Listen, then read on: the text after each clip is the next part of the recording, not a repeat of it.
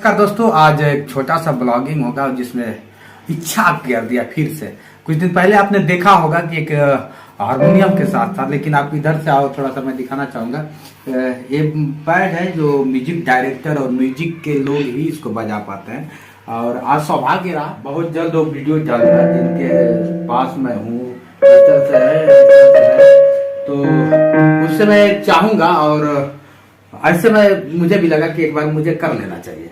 गाना तो आता है लेकिन बजाना बड़ा कम आता है, तो कोशिश कर रहे हैं आज बजाने की।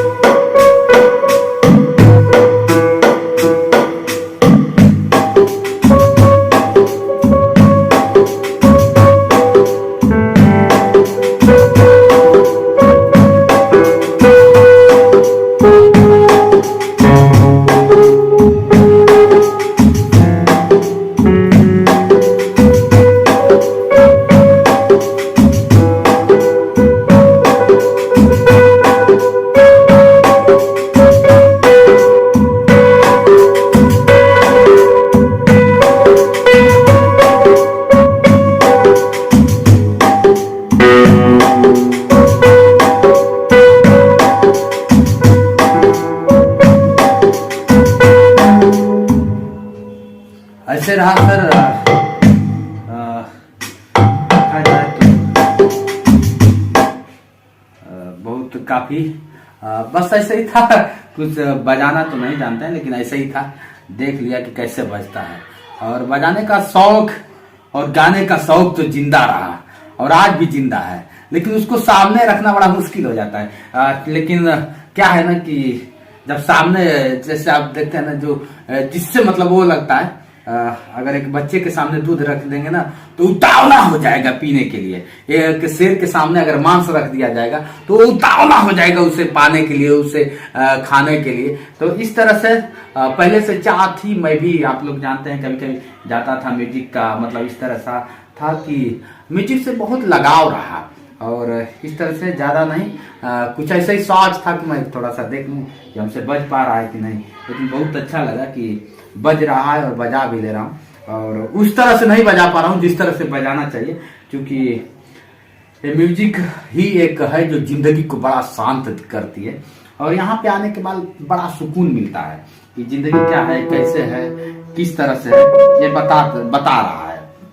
और सब कुछ, जैसे किसी से अगर पूछा जाए तो लोग कहते हैं कि सिर्फ 12, अगर देखा जाए तो 12 स्वर से न जाने कितने 18 स्वर बन गए, जिसको हम परिकल्पना भी नहीं कर सकते हैं। इसमें इतनी पत्तियां हैं, इस तरह से हैं, तो है, कहीं ना कहीं लगता है कि है। तो 12 स्वर से ही, जैसे क ख ग घ में जैसे भी होता है 26 36 जो अंक होता है, उससे पूरा आप भारत का नक्शा लिख सकते हैं, भारत का इतिहास लिखा गया था। तो इस तरह से है। इसमें भी 12 स्वर होते हैं, 12 सारे गामा पा ऐसे कुछ होता है, मुझे पूरा नॉलेज भी नहीं है। तो इस तरह से पूरा आप देखेंगे तो आए दिन, चाहे हिंदी हो, चाहे भोजपुरी हो, चाहे जो भी जैसे भी है, आए दिन आपको स्वर देखने को मिल ही जाता है। तो आज के लिए बस इतना ही। बस मुझे लगा कि थोड़ा सा देख लेना चाहिए, देख लिया और अच्छा भी लगा, बजा के भी देखा। विनम्र भाव से फिर से प्रणाम स्वीकार करें। शूटिंग चल रही है और शूटिंग का आप लोग को बेसब्री से इंतजार है। मैं जानता हूँ कि कैसा होगा गाना, क्यों गाना पे शूट कर रहा है जितेंद्र। तो ये सौभाग्य है, बहुत जल्द वो दिन दूर नहीं है, बहुत जल्द पहला सॉन्ग जाएगा, कल या परसों में। आप लोग बस आशीर्वाद बनाए रखें, बाकी तो फिर आप लोगों के हाथ में है। आपने बहुतों को दिया है, जितेंद्र को भी दे रहे हैं, जितेंद्र का ये सौभाग्य है। और कला कभी किसी की मोहताज नहीं होती है, जो कला है उसको कभी कभी लगता है कि मुझे भी पेश कर लेना चाहिए, तो कर लेता हूँ। लेकिन हमेशा वही है, कह देता हूँ तो लोगों को तकलीफ भी होता है और कहते हैं सब क्या कहते हैं, तो वही है, गा तो हम भी सकते हैं लेकिन मेरी सुर बेवफा है, बजा तो हम भी सकते हैं लेकिन मेरी साज बेवफा है। अरे वो ताजमहल बनवाने वाले शाहजहां, सुन, ताजमहल तो हम भी बनवा सकते हैं मगर मेरी मुमताज बेवफा है। तो ऐसा ही है, इस तरह से होता रहता है। जब इस तरह से होता है ना तो आदमी या तो म्यूजिक का सहारा लेता है नहीं तो फिर हथियार उठा लेता है।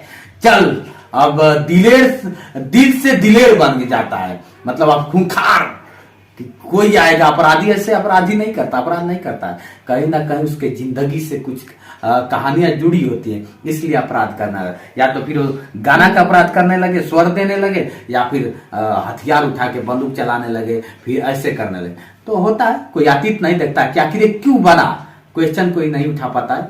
तो ऐसे ही आज के लिए बस इतना ही। हम हैं जितेंद्र दिव्यांग और आप देख रहे हैं यूट्यूब चैनल जोश एक्सप्रेस। ऐसे ही लगा थोड़ा सा गुनगुनाने का तो गुनगुना दिया, और गाना शायद नहीं सुनाया लेकिन अब गाना अगले बार सुनाएंगे जिंदगी रही तो। नमस्कार, विनम्र भाव से प्रणाम स्वीकार करें।